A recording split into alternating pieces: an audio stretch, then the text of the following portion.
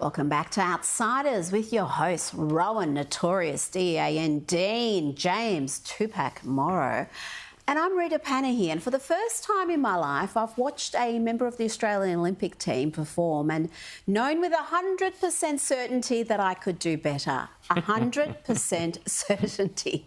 Of course, I'm talking about Rachel Gunn, aka Raygun, and the furor which has swept the nation and indeed much of the world as millions react in shock and bewilderment and fits of laughter to Australia's entrant in the breaking event. Yes, apparently break dancing is part of the Paris Games, and for once, I'm delighted that we are not allowed to show you any footage from the Paris Games because, trust me, her performance was so excruciatingly bad that people genuinely believe that it was some elaborate joke. A sort of a big Chris Lilly-esque joke on the Games. But alas, it was all too real. And though we are not permitted to show you footage of Raygun's performance at the Olympics, let's have a look at how this pronoun-announcing academic specialising in the cultural politics of breakdancing managed to qualify for the Games.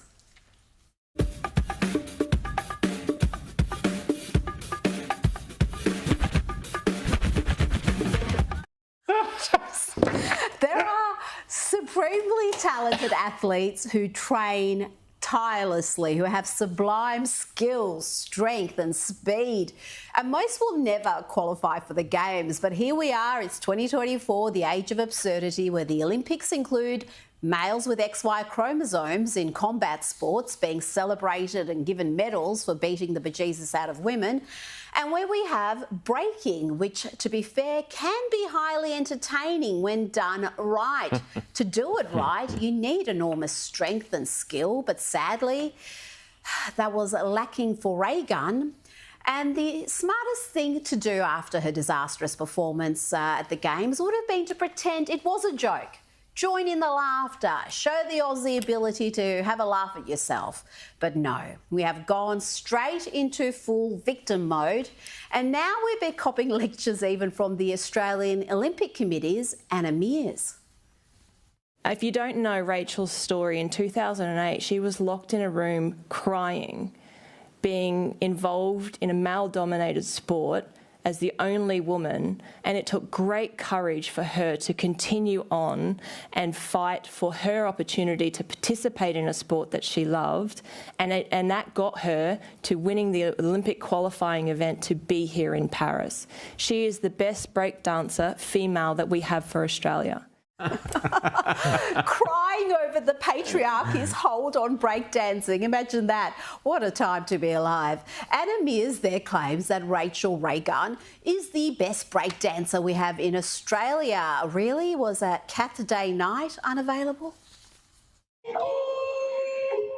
Man, I got all the flavor, damn delicious. I'ma have all you laying in the ditch. I'ma kill all you rappers, I'ma aim with precision. They was rocking with your till they made a decision. That may have actually scored some points in Paris. Or how about this potential Olympian?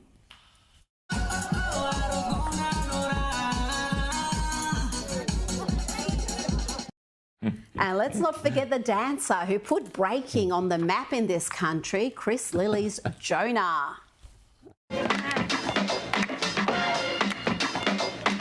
We're Polyforce. We're the only full Polynesian b-boy crew in the whole school. It's good for anyone. Yeah, I'm one of the best breakdancers in the whole of the school. Yeah, you're the best breaker in this whole suburb. Yeah, in the whole suburb. In the whole suburb. I'm not even kidding. Some of Chris Lilly's moves there were more skillful than what we saw from Raygun, who I think would have benefited from some training from Elaine Bennis.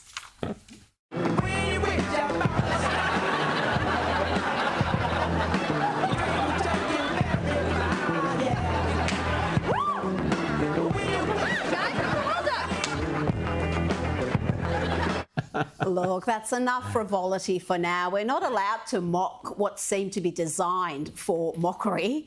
Not when we learn Raygun is a serious university lecturer whose academic work includes gems like this on the impact of breaking's inclusion in the Olympics on the Australian breaking scene and the dangers of settler colonial structures that rely upon radicalised and gendered hierarchies. She's still talking about breakdancing there, by the way. But, you know, the laugh's on us. Not only are taxpayers funding that sort of academic work, but she's scored a spot in the Olympic team, flights, accommodation in Paris. I mean, she's the one who should be laughing, really. But don't you dare mock her, because that makes you a misogynist. Let's hear from Anna Mears again. What we have had as women athletes has faced in terms of criticism, belittlement, judgment, criticism, and simple comments like they shouldn't be there. She shouldn't be there because she can't dance, Anna. This isn't a gender thing. And Raygun also got the painfully woke sports media jumping to her defence. One of the very first was Will Swanton, who decried the manner in which Raygun is being criticised, writing, "Leave me out of it. Good on her." Worth noting, though, that the same writer had no issues piling on Novak Djokovic, even as he was banned from the Australian Open, chucked in detention and even deported from the country. He wrote this. He wrote, Melburnians have been to hell and back. You cannot expect them to watch an unvaccinated Djokovic roll into town and greet him with "no worries, mate. What's good for them is good for him." I think he's trying his luck by saying he probably won't come if he has to be vaccinated, testing the waters, seeing if he can get away with special treatment. In the coming weeks, he will accept the reality, vax up or vanish from the summer of tennis. Don't be too surprised if he relents. Well, yeah, that aged well, didn't it? Novak didn't bend his principles and he was welcomed back.